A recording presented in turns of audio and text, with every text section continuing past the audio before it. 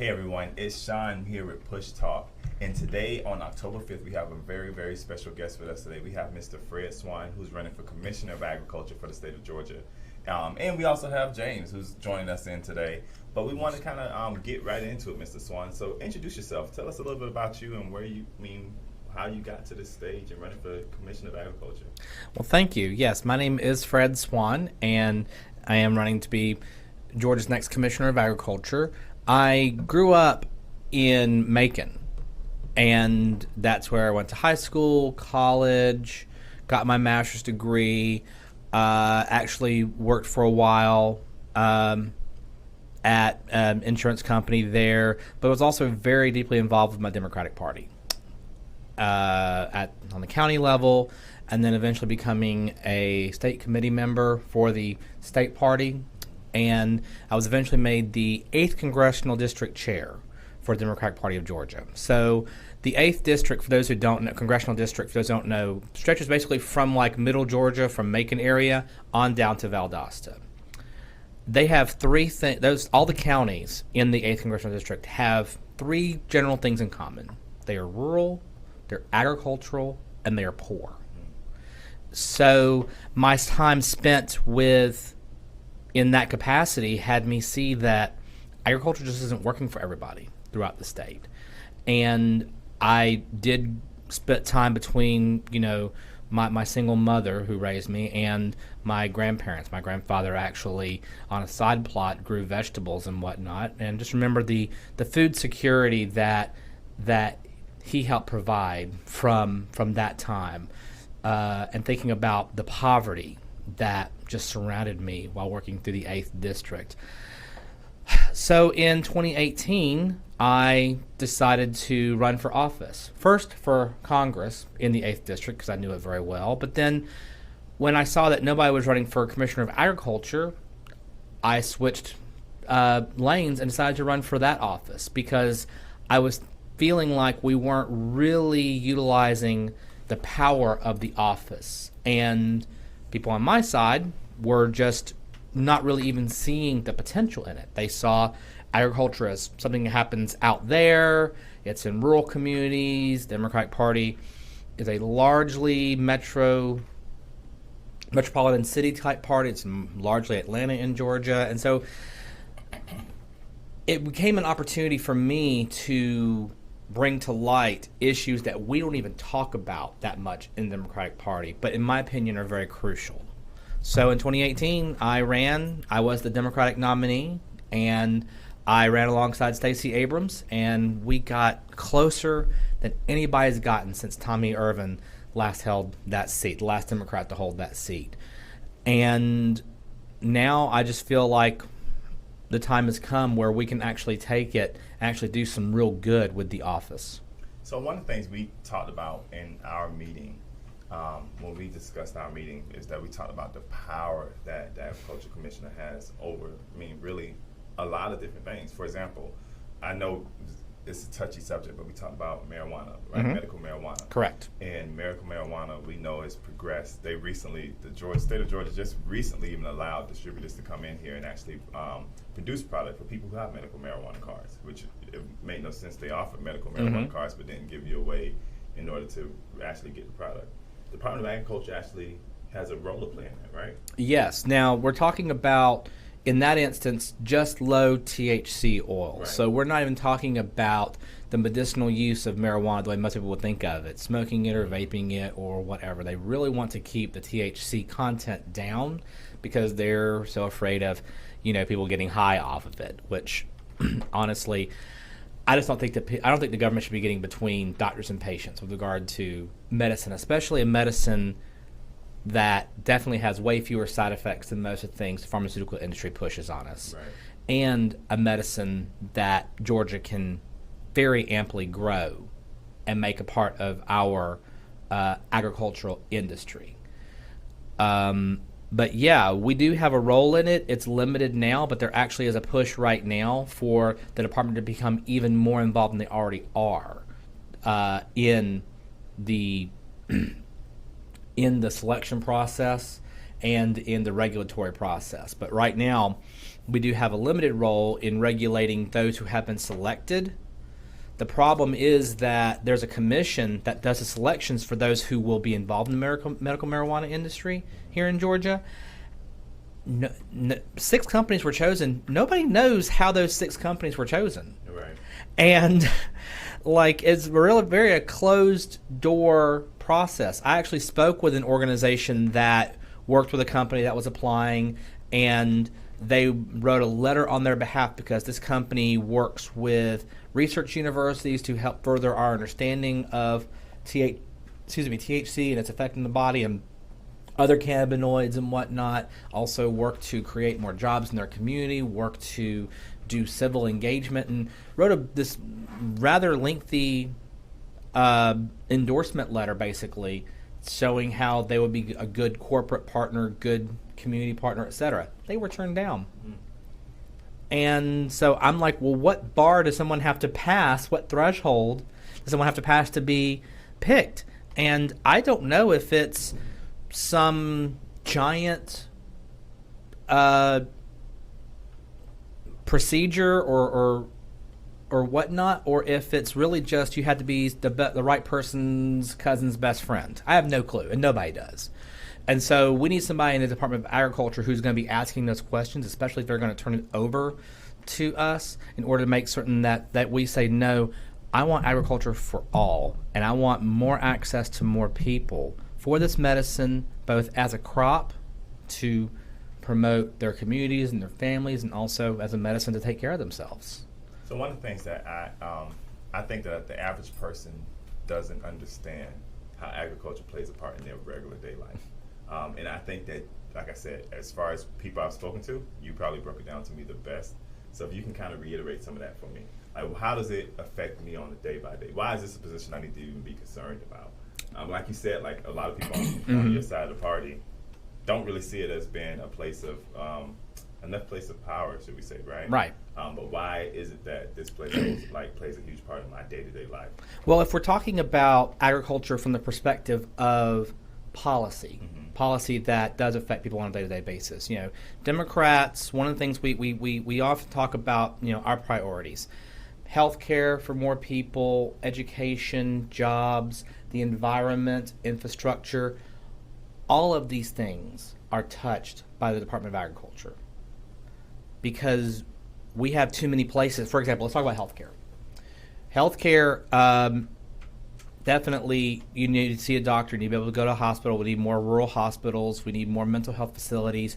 But if you don't have proper nutrition, then that healthcare is just going to become sick care because people are not being properly nourished. And they're not getting the right nutrients for their bodies. There are some counties where the only place you have to even get groceries, unless you're going to travel 30 minutes or more away, might be a Dollar General, which means that every meal you eat comes out of a bag, a box, or a can. Right. And there's nothing fresh. There's certainly nothing local. You don't know what source that food comes from. You don't know how it was grown. You don't know what was put in, if it's in meat. You don't know what was put in that animal to keep them healthy, but maybe not so much you, who knows. And so we need to have an agriculture department that is very active in helping to eradicate places of food insecurity throughout the state, that is helping to grow more local food so that more people have access to it and can know where their food even comes from. But let's touch on another one. Let's touch on the environment. Agriculture is a net contributor to climate change emissions. I believe the statistic is that 1 ton of methane is 87 times more potent than carbon dioxide as a greenhouse gas. And so it's going to be crucially important for us to make certain that we promote the most environmentally friendly agricultural practices available. That means promoting more organic growing, more sustainable agriculture in general, more regenerative agriculture, where you're literally growing things to regenerate the soil to make it healthier.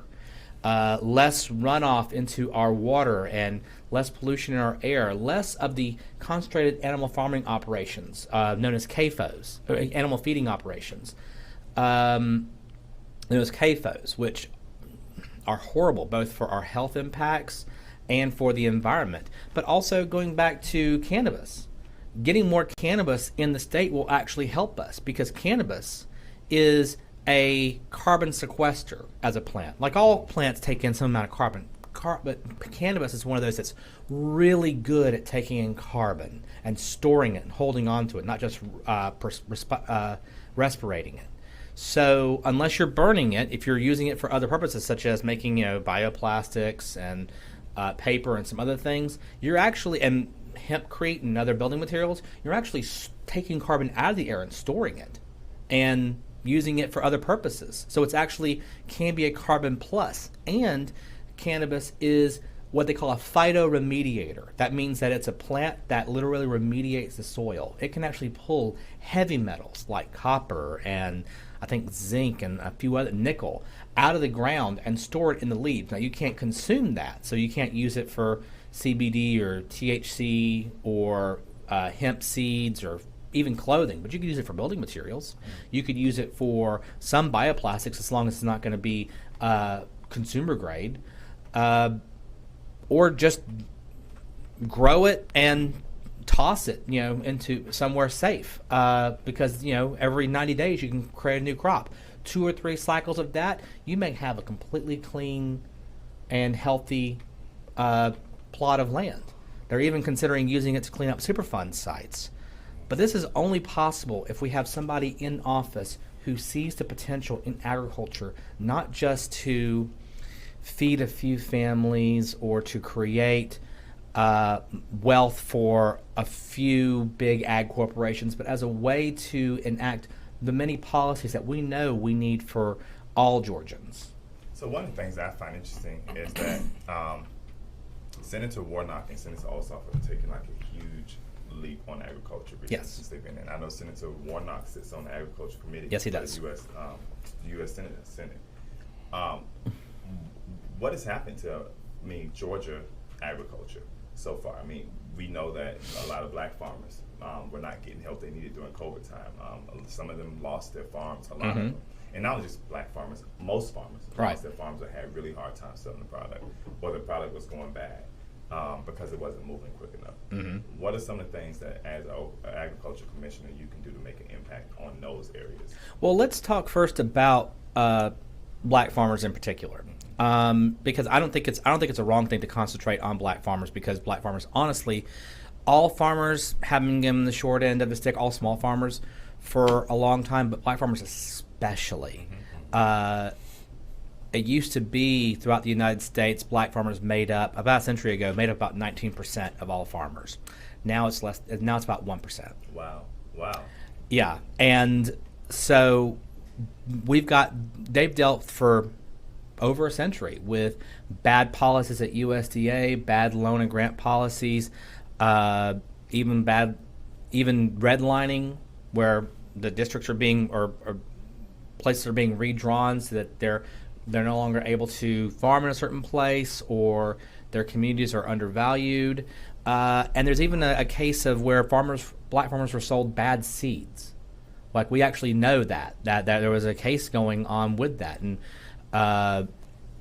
you can look at the Pigford suits, Pigford 1 and 2, about the discrimination that black farmers faced at USDA. Now, this is the federal program, and they're still being discriminated against for decades, even up until the 90s. So it is not wrong to concentrate on black farmers in particular, just because they have faced so many problems. Senator Warnock, in particular, did put forward a plan where basically USDA loans that black farmers currently have would be forgiven. Like, that was basically kind of like a stimulus for black farmers, make it easier for them because they face so many hardships. It makes sense. Then a bunch of white farmers decided to yell discrimination, that's unfair, and it's actually gotten blocked now while the case is pending.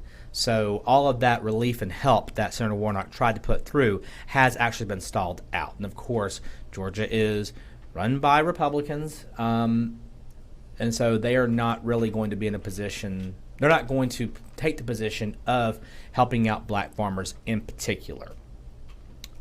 And so this is kind of one of those times where having someone stateside to help facilitate federal programs that are coming down, but also to enact the will on that where they're being blocked federally, but maybe we could say we can enact some programs here where we can actually help more black farmers get back to the land. And one of the things that I actually would like to do as commissioner, one among many things, is actually create a division level a division level head whose sole job is to promote new and returning farmers, especially farmers of marginalized communities, black farmers, farmers who are gay, or farmers who are Latinx, but also veterans, because farming is a great way for people who are recovering from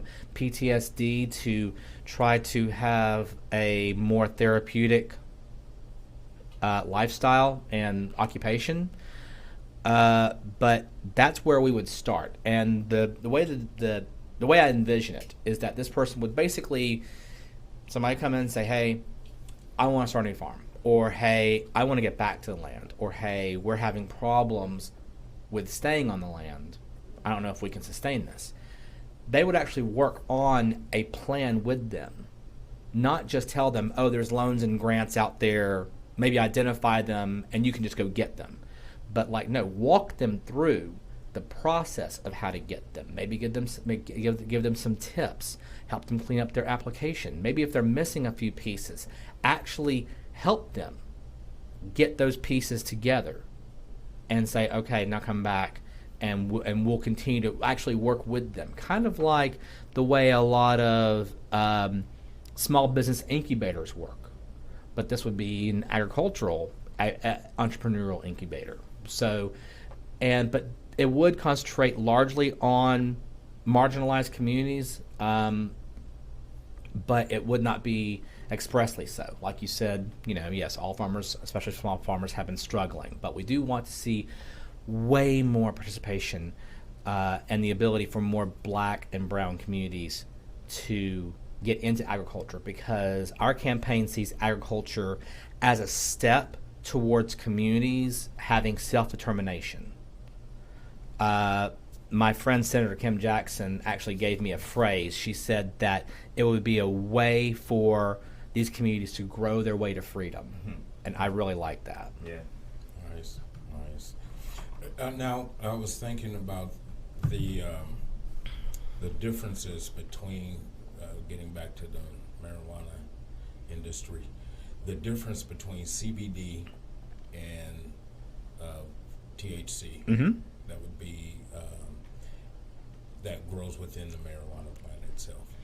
Mm-hmm. Is there how you said that the new growers that are coming up now, they're going to be limited on what they can do as far as the THC content within it. So is the CBD being is it processed from the THC? No, it's not. Okay, let me take just a little bit of a step back in kind of explaining kind of some differences. So we were talking about marijuana earlier. CBD largely comes from hemp, which all marijuana and hemp are cannabis. All of it's cannabis. But the difference is largely legal. Hemp, industrial hemp, is anything 0.3% THC or less. Like, you can have no THC in it. You can have up to 0.3% THC. Once you hit 0.3% THC or higher, you're not considered marijuana. The industry calls that going hot, essentially. But it's a legal definition. It's a legal definition because honestly, you can grow a hemp plant, you can let it mature just a little too long, and you can take a perfectly fine plant for hemp cultivation, and suddenly it's hot. And the problem is that with our current hemp laws, now the hemp and marijuana are actually dealt with differently under different pieces of legislation. So hemp actually has a whole other set of legislation that you deal with. And that's where your CBD comes from. But currently, if your hemp plant goes hot, and the way they test that is literally they just stroll onto your field, take a random sampling, send it back to their lab. If it goes hot, you have one more test. And if it's still hot, you got to destroy the whole field. Wow.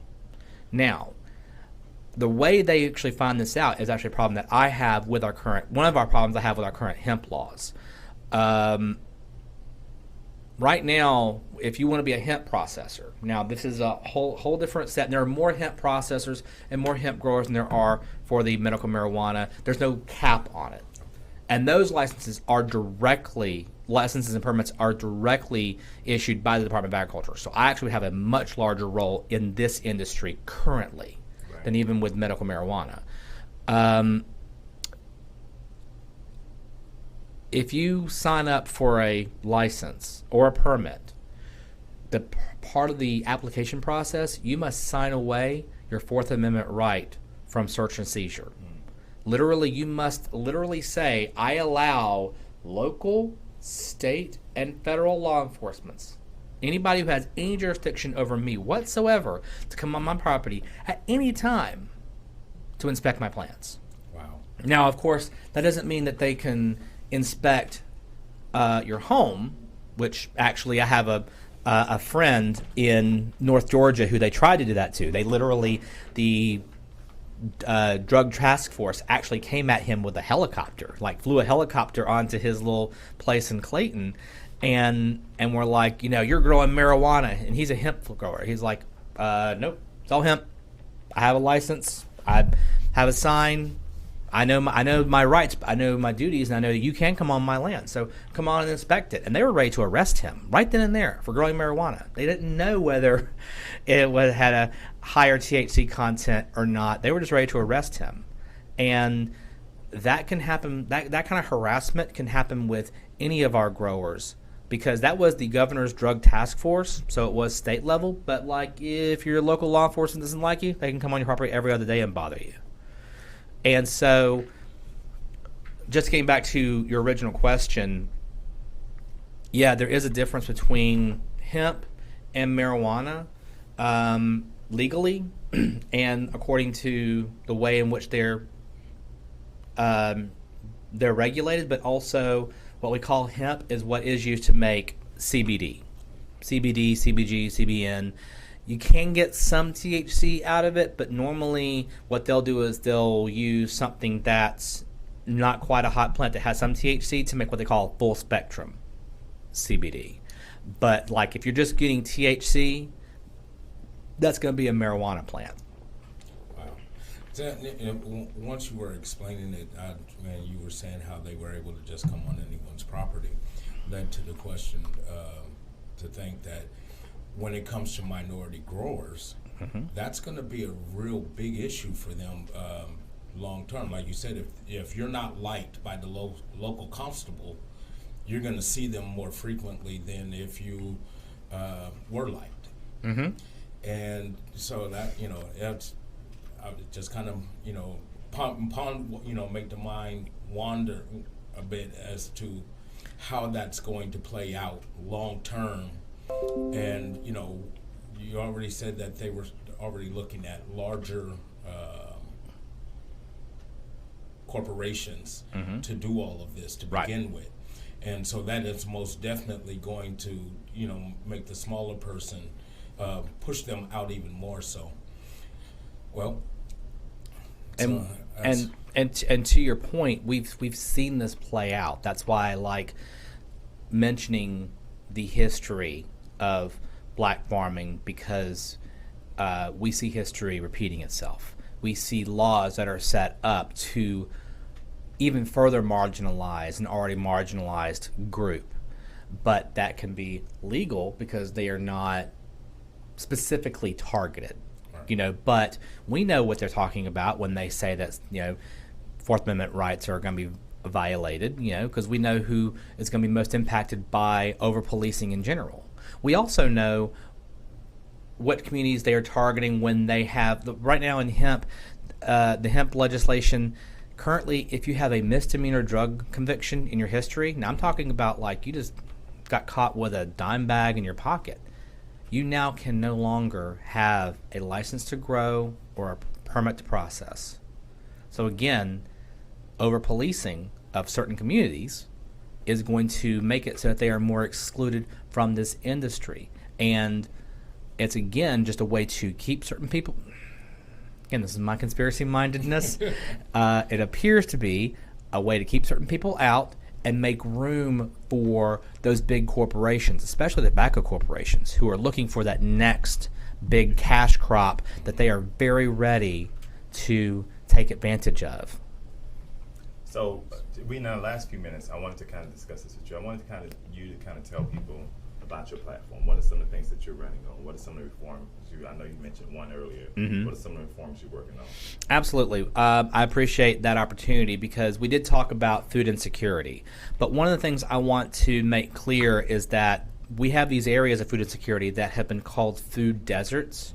But my campaign is not using that term. Now, it's usually used to connote a area where if it's an urban area, there's no fresh fruits, vegetables, or meats within 1 mile of a residence. If it's a rural area, 10 miles. But we're not using the term food desert on our campaign. The reason why we're not using that term is because deserts are natural, and we feel like these areas are made by policy, either intentionally or the unintended results of bad policy. Either way, it's bad policy. We need to get rid of it. Man-made problems, men can come along and solve it, and women too. But also, these impacts disproportionately black and brown populations. Yeah. So we are actually using the term food apartheid that we learned from California food activist Olympia Ossett, because we really want to call it what it is. It is a provocative term, but we mean to provoke action. So we want to actually create more supermarkets and grocery stores, mom and pop grocers in places of food insecurity. But we can also accomplish this goal through more farmers markets, more pop-up farmers markets, maybe even mobile markets, where someone takes a food truck, takes out all the kitchen stuff, puts in refrigeration units, and goes to local farms, picks up things in an outside area, and then when they park and sell the produce out of the mobile market, now that's a place of food insecurity that is blooming, where once there was no food. There are so many ideas on the table, but we have to recognize the problem first. And a big part of that is also going to be more small family farms in more places. And that's going to be part of what I talked about, getting more new farmers, more returning farmers, more black farmers who are trying to get back to their roots and trying to, again, have that form of self-determination. So that's where all of these things begin to interconnect. Obviously, we talked about cannabis reform. I'm a huge proponent of cannabis reform. I feel like Georgia is primed and ready to take that as a cash crop. I want to see marijuana decriminalized at the very least. I'd like to see expungements of records. That's kind of outside my purview, but this is my personal opinion on the matter. But as Commissioner of Agriculture, I will partner with the Attorney General's office and local and state law enforcement to help to facilitate more people being able to take advantage of this crop. Finally, one thing we didn't get to touch on that's a major part of my platform is actually agriculture workers, usually specifically farm laborers, although we also need to look at plant workers in our processing plants. Many of these communities, many of these people are Latinx. Many of those are either undocumented or on H-1A visas. Either way, they are at the mercy of their employer for their livelihood and their family's existence. If there are workplace violations, OSHA violations, they go unreported, mainly because people are so scared of what will happen. Because if they report it, suddenly that farmer, that plant manager can rip up that visa, send you back where you came from. Meanwhile, what's your family going to do? And if you're undocumented, hello, calling ICE on you because you reported just simply that you were in unsafe conditions. Agricultural workers in Georgia have the least rights of any worker in the state of Georgia. And the thing we need to recognize more than anything, as we're thinking about agriculture is Georgia's #1 industry. So everywhere agriculture is failing everyday Georgians, our #1 industry is failing. That's a failure of leadership. We need someone who is going to protect workers' rights, no matter where they are, no matter who they are, no matter where they come from. Because they come here and they work to provide all of us with a better standard of living, and we need to protect them as well. Man, thank you so much for all your time today. If people want to know more information about you, they can go find you where? Okay, so my website is www.fredforgeorgia.com. That's all words, all one word. Facebook.com/FredForGeorgia. Twitter @FredForGeorgia, Instagram @FredForGeorgia. We'll be launching actually a TikTok very soon, which will be again @FredForGeorgia. Hey, social media is taking over, man. You got to keep up. So I don't know anything about it. I'm learning. Thank you, Mr. Swan, for coming in today, and thank you so much for being a part of our candidate review. For those who are out there, not only is it important that you register to vote, we talked about this last week, it's also important that you get to know the candidates in which you're running for office. Today we met Mr. Fred Swann, who's running for Commissioner of Agriculture. It was a privilege and honor to learn so much about agriculture today. Oh, this is my pleasure. Thank you so much. Absolutely, and please make sure you check out his website below on the very bottom of the screen to find out more information about his platform and what he's getting ready to do, or what he wants to do as Agriculture Commissioner. Have a blessed day.